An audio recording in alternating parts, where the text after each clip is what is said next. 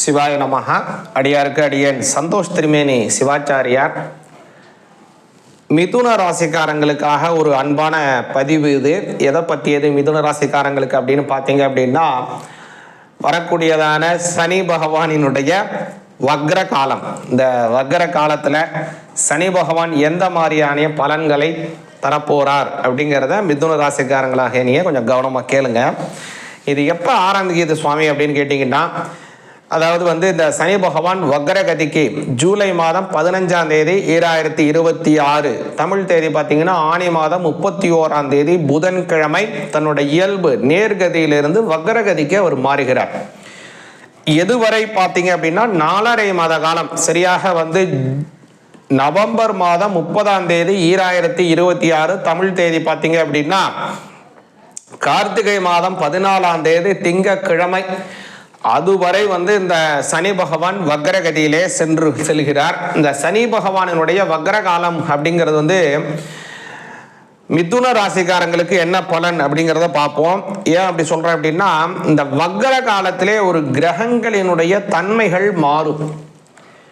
இப்போ நார்மலாக நம்ம ஒரு வண்டியை ஓட்டுறதுக்கும் கோபத்தில் வண்டியை ஓட்டுறதுக்கும் ஒரு சந்தோஷமாக வண்டியை ஓட்டுறவங்களுக்கும் மனசுக்கு பிடிச்சவங்க கிட்ட பக்கத்தில் உட்கார வச்சு வண்டியை ஓட்டுறதுக்கும் அல்லது ஒரு வேலை முடிஞ்சு வீட்டு நோக்கி போகக்கூடிய காலத்தில் அல்லது ஒரு குழந்தை பள்ளிக்கூடம் முடிச்சுட்டு எவ்வளோ சந்தோஷமாக வீட்டுக்கு வரும், அந்த மாதிரி ஒவ்வொரு சமயத்திலையும் ஒரு மனிதனுடைய இயல்பு தன்மை எப்படி மாறுகிறதோ அதுபோல ராஜ கிரகங்கள் சாயா கிரகங்கள் இதை தவிர மற்ற இருக்கக்கூடிய தாரா கிரகங்களுக்கு தன்மைகள் அடிக்கடி மாறிக்கொண்டே இருக்கும். அவங்களுடைய சஞ்சாரம் ராஜ கிரகத்துக்கும் சாயா கிரகத்துக்கும் தன்மை மாறாது. ஒன்று நேர்கதி அல்லது அபசவ்யம்னு சொல்லக்கூடிய அப்பிரதக்கணம், எப்போதுமே அதுதான். இது ஒன்றும் விதிவிலக்கே இல்லை. ஆனால் தாரா கிரகங்களுக்கு அப்படி கிடையாது. நேர்கதியில் போகும், திடீர்னு ஸ்பீடாக போகும், அதிசாரமாக போகும், சிலது மந்தச்சாரமாக ரொம்ப ஸ்லோவாக போய் போகும், சில சமயம் பார்த்தீங்கன்னா பின்னோக்கி போகும். அதற்கு தான் வக்ரம் அப்படின்னு பேர். அப்போது இது மாதிரியாக பிளானட்டரி பொசிஷனில் அது போகக்கூடிய சில சமயம் அஸ்தமனம் ஆகும், அஸ்தங்கதம் அப்படின்னு சொல்லுவாங்க. சில சமயம் உதயம் ஏற்படும். இப்போ இதெல்லாம் போகக்கூடிய சமயத்தில் அதனுடைய தன்மைகள் மாறுவதனால நமக்கும் அதனுடைய தன்மைகள் மாறும், அவங்க கொடுக்கக்கூடிய பலன்கள் மாறும். குறிப்பாக சொல்லணும் அப்படின்னா, நன்மை செய்யக்கூடிய சில ஒரு முக்கிய கிரகம் அதிக நன்மைகளை செய்யலாம், அல்லது நன்மை செய்யக்கூடியது கெடுபலனை செய்யலாம், அல்லது கெடுபலனை தான் அது இயல்பாக செஞ்சுக்கிட்டு இருக்கு அப்படின்னு வச்சுப்போம். அதை அப்படியே மாற்றி நல்ல பலனாக செய்யும். அல்லது கெடுபலன் செய்து கொண்டிருக்கக்கூடிய ஒரு கிரகம் அதிகமான கெடுபலனை செஞ்சிடும். எப்படி வேணும் அதோட தன்மையை அது மாற்றிக்கொள்ளும். இப்போ மிதுன ராசிக்காரங்களுக்கு சனி பகவான் எங்க இருக்காரு, இப்போ வக்ர காலத்துல அது என்ன மாதிரியான செயல்களை செய்ய போறாரு அப்படிங்கிறத கவனிங்க. மிதுன ராசிக்கு பார்த்தீங்கன்னா சனி பகவான் ஆயுள் ஸ்தானாதிபதி. மிதுன ராசிக்காரங்களுக்கு சனி பகவான் ரொம்ப முக்கியம்.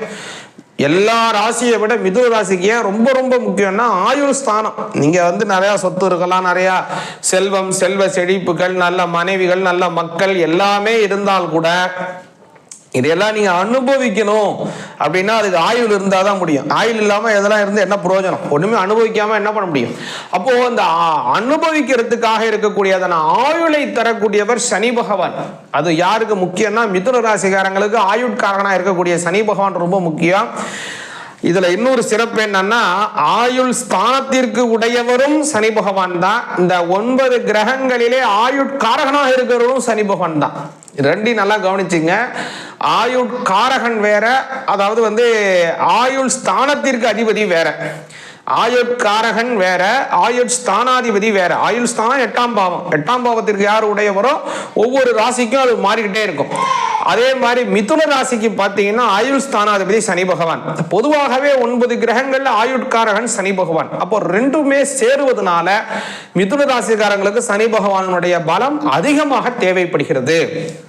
அப்போ இந்த ஆயுள் ஸ்தானாதிபதியாக இருக்கக்கூடிய சனி பகவான் இதுல ஆயுள் ஸ்தானத்தை 8ஆம் இடத்துல ஆயுள் ஸ்தானம் மட்டும் இல்லைங்க, கொஞ்சம் மன கஷ்டங்கள் இருக்கு, கஷ்டங்கள், மறைவு ஸ்தானம், அதே மாதிரி பல சில சச்சரவுகள், துயரங்கள் எல்லாமே 8ஆம் இடத்துல தான் இருக்கு. இது ஒரு பக்கம் இருக்கட்டும். அடுத்த ஸ்தானத்திற்கு என்னன்னு பாத்தீங்கன்னா 9ஆம் பாவம். இந்த 9ஆம் பாவம்ங்கிறது பித்ருஸ்தானம், தந்தையாரை குறிக்கக்கூடியது. அதே மாதிரி தந்தையாருக்கும் அந்த உங்களுக்கும் இருக்கக்கூடிய உறவு முறை எப்படி இருக்கும், அவர் உங்களுக்கு நிறைய சொத்தை வச்சுட்டு போனாரா, இல்ல நிறைய கடன் வச்சுட்டு போனாரா, இல்ல நல்ல பெயர்களை வச்சுட்டு போனாரா, இல்ல அவ பெயர்களை வச்சுட்டு போனாரா, இல்ல அவர் உங்களுக்கு நல்ல கல்யாணம் காட்சிகள் எல்லாம் நல்லபடியா செஞ்சு வச்சுட்டு போனாரா, இல்லனா செய்யறதுக்கு முன்னாடி இது மாதிரி நிறைய விஷயங்கள் உங்களுக்கும் அவருக்கும் நிறைய தொடர்பு இருக்கு இல்லையா, உங்களுக்கும் அவருக்கும் எப்படியான சுமூக உறவுகள் அப்படிங்கறதெல்லாம் சொல்லக்கூடியதா 9ஆம் பாவம். ஆக இது மட்டும் இல்ல, குலதெய்வத்தினுடைய அனுகிரகம் இந்த 9ஆம் பாவம் தான். சரிங்களா? இப்போ இந்த 9ஆம் பாவத்திற்கு உடையவரும் இந்த சனி பகவான் தான். இந்த 8ஆம் பாவத்திற்கும் 9ஆம் பாவத்திற்கும் உடையவராக இருக்கக்கூடிய இந்த சனி பகவான் இப்போ தங்களுடைய 10ஆம் இடத்திலே செல்கிறார். 10ஆம் இடம்ங்கிறது ஜீவனஸ்தானம்னு பேர்.